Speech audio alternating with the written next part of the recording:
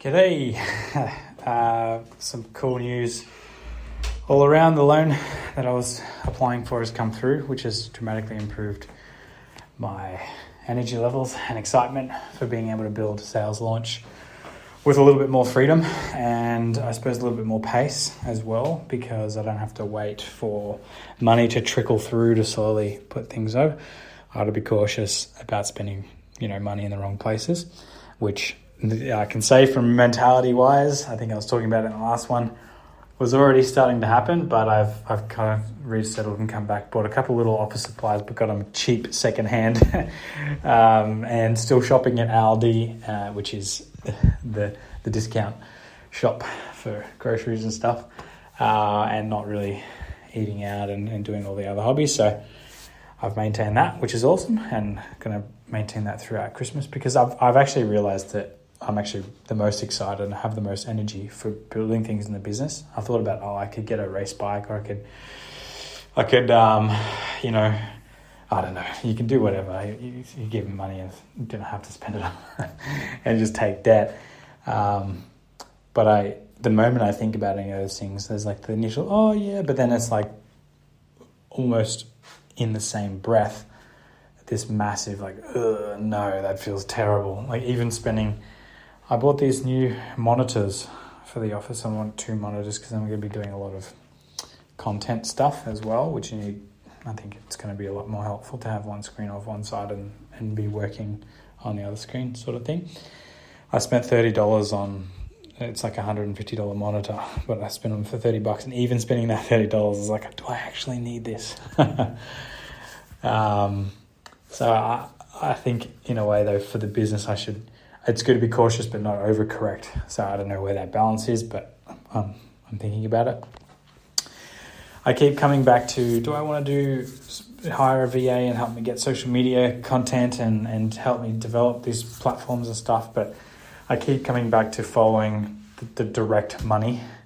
And so what I've done is I've labeled any course creation, if I'm doing anything for this big project that I've got for setting up the solar business next year, I don't want to do it until I've got money in my hand, because otherwise I'm chasing, birds in the bush. So once I've got money in my account, that's when I'm actually going to develop the content. And that's for any of the projects. So what I'm going to do, or proof of money, so signed, accepted contracts or whatever it is.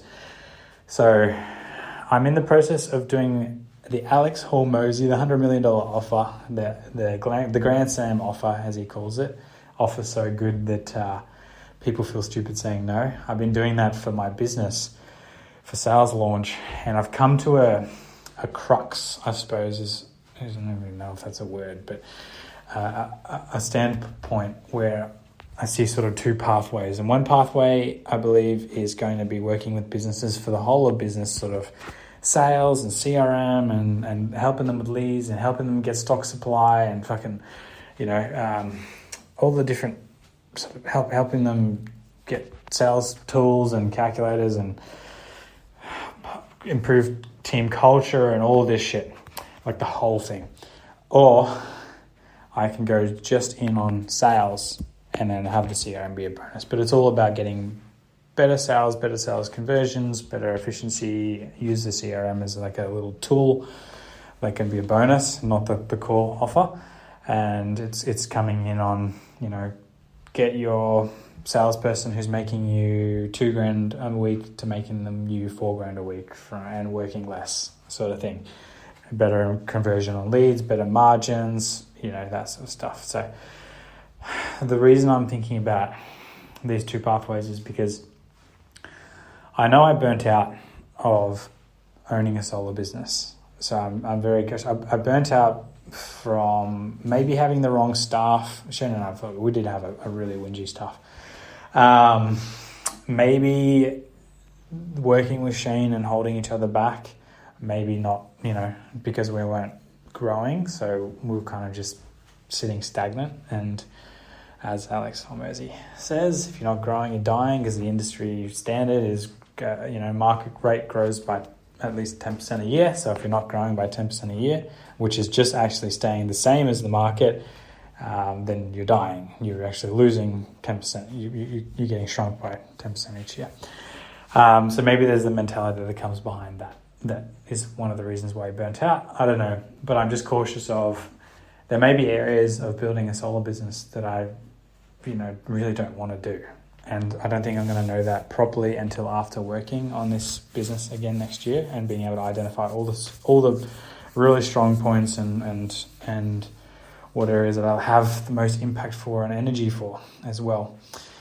So I think what I've been thinking, at least, is that maybe I can come in on the sales side of things and develop the course, because I know how to train a salesperson. I know how to get a salesperson getting high margins. I know how to technically train them, to coach them and call them. So what I could do is develop the course, and then my add-on would be I'll build a CRM for you, and I'll do one-on-one call coaching until you get your first fucking 10 sales or whatever after working with me, whatever it is. Those are my 2 time-consuming things. But then all the other stuff like the scripts, the CRM build, the templates, the tools, the quoting tools, that can all just be a bonus for the sales course. And then I can take the next level up where I come out and actually help them, educate them on all that stuff rather than videos. And that can be my pathway into solar businesses. Where I'm not sure of what area to go with now is, do I go in to approach, who am I marketing that product to? Am I marketing it to the business owner who is going to look at that for their entire team, or am I marketing it to the sales reps who are doing solar? And most likely the sales reps that are most likely going to want to spend money on that are going to be commission-only sales reps. Or do I do both? Is my marketing going to affect both because they're running their own business? Technically, that's something I think actually, talking about it out loud, I think I really want to work with businesses and help impact more people than just one. So I think that's probably the way to go. And as an offside effect, I think maybe some of those commission-only salespeople might catch the advertising and click on it from interest and maybe go through and realize, hey, this course can fucking improve my commissions by this much. This guy guarantees it, basically. So, yeah, I think I'm kind of doing a long walk around a short block. Basically, I think I already know that I'm going to do the sales course. Yeah, okay, decided on this podcast.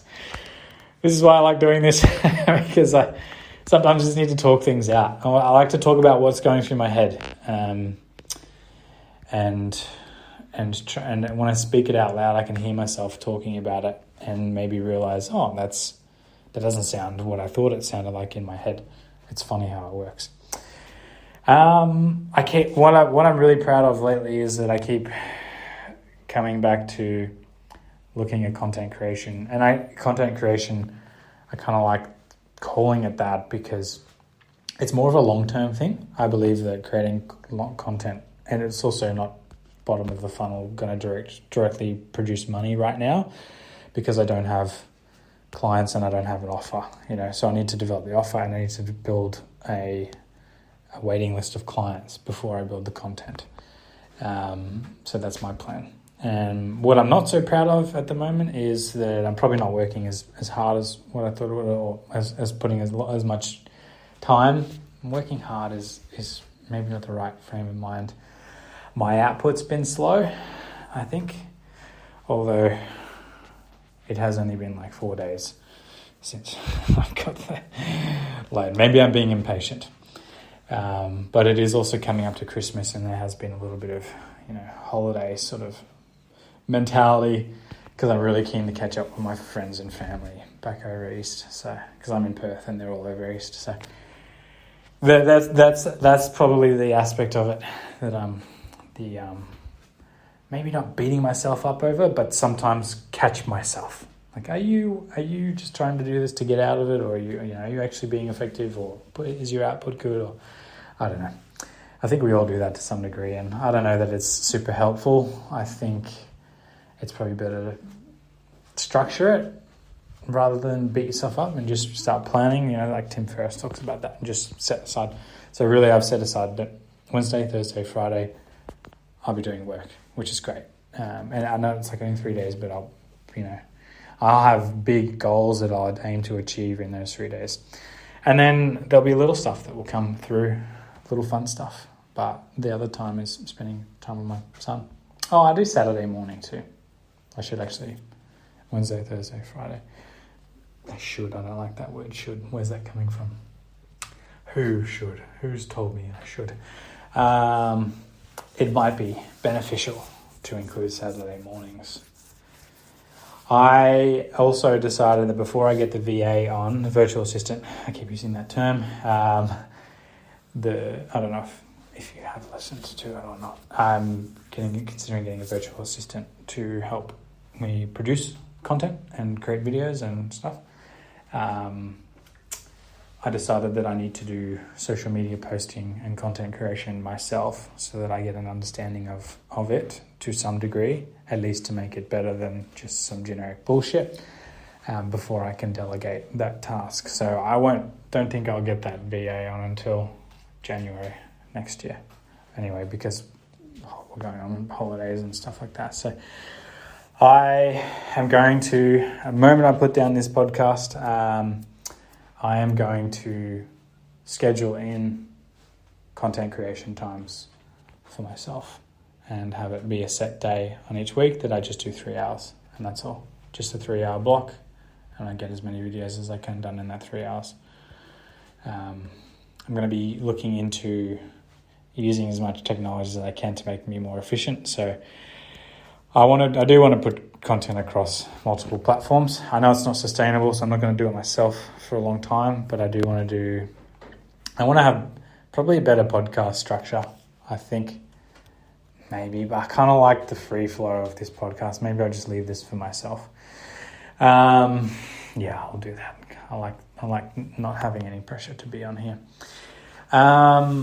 But I will use the other media platforms for sort of long-term lead generation and optimization for searching and stuff.